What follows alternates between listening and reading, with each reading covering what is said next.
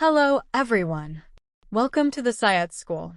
Let's launch an Amazon EC2 instance and analyze it. Let's go to the EC2 service in the AWS Management Console. Clicking on Launch Instance. We can give a name to our instance and add a tag to it. Let's add a tag. Tag has key value pair.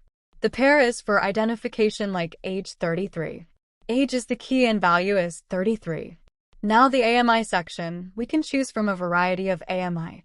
I am choosing Windows here. We can choose from a variety of operating systems here. I am choosing a free tier 1 now. Now the instance, which is our hardware. We can choose the size of our instance here like small, micro, large, etc. We see that the number of CPUs, the memory differs in various sizes. I am choosing the micro, which is free tier eligible. Moving on. We need to create a key pair here to log into our instance. For Windows servers, the key pair file helps us in decrypting the password of our administrator. Let's create a key pair. I have created a key pair and downloaded the PEM file in my PC to decrypt the login password. Select the key pair that you have created here. We need to keep the key pair file secure. Moving on to network settings. We see auto-assign public IP is enabled here. Let's take a look at the security groups. We see that RDP, Remote Desktop Protocol traffic is allowed from anywhere, and we also see the anywhere IP address here 0.0.0.0/0.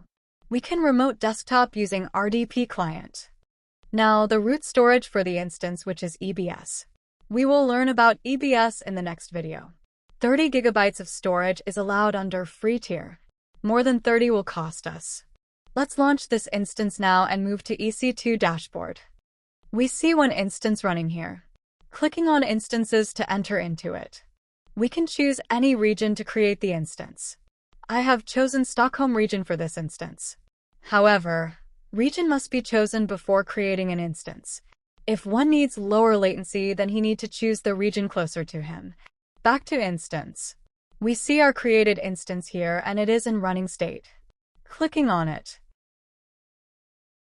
We see the instance summary here like ID, public IP address. The public IP address will help in remote desktop. Now we see instance type, elastic IP address. We will see about elastic IP address in the upcoming video. Scrolling down for more info. We see AMI details here. Details about the instance termination protection, stop protection, etc. Let's analyze other tabs as well. We can monitor CPU utilization and network packets here. We can see inbound and outbound traffic rules here.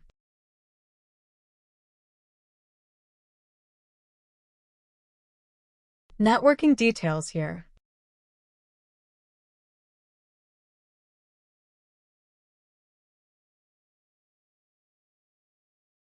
Storage details.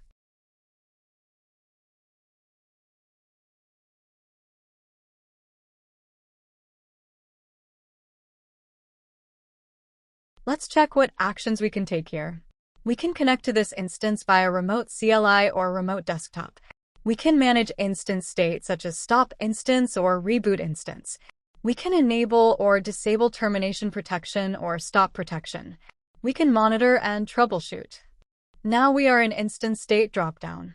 We can stop, reboot, terminate, or delete the instance. However, if we enable termination protection, then the instance cannot be deleted from this point unless we disable termination protection. Let's connect to this instance. We can use any of these options. However, for Session Manager to work, the SSM Agent must be installed and running on the EC2 instance you want to connect to. It's a crucial requirement. If SSM Agent is not installed or running on EC2 instance, then you will see SSM Agent is not online error. I have started SSM in the Windows.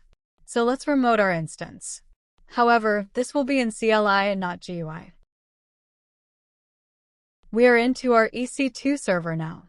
Let remote it using remote desktop method for graphical user interface using GUI. RDP client is used for remote desktop. We can use remote desktop client or fleet manager for remote desktop.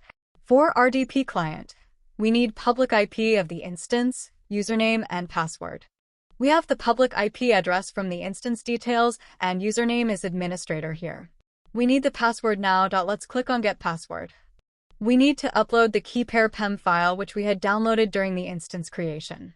Let's upload it and decrypt the password.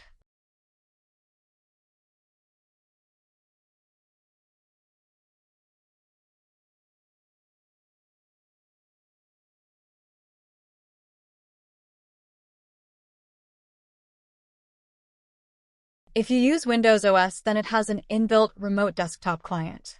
For people with Mac OS or Chrome OS, they need to install Microsoft RDP Client application.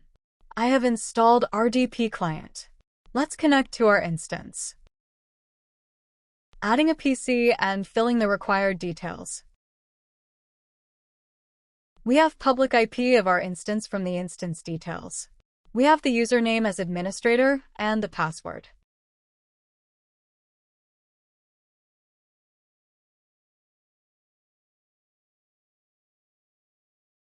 I have already connected to the instance and entered the password. Let's connect it again.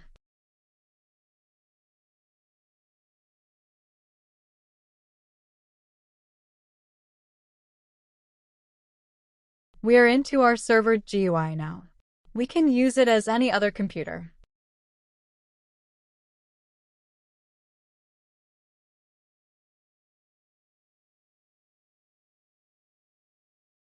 We can see the network details here. That's all, everyone. See you in the next video. Bye.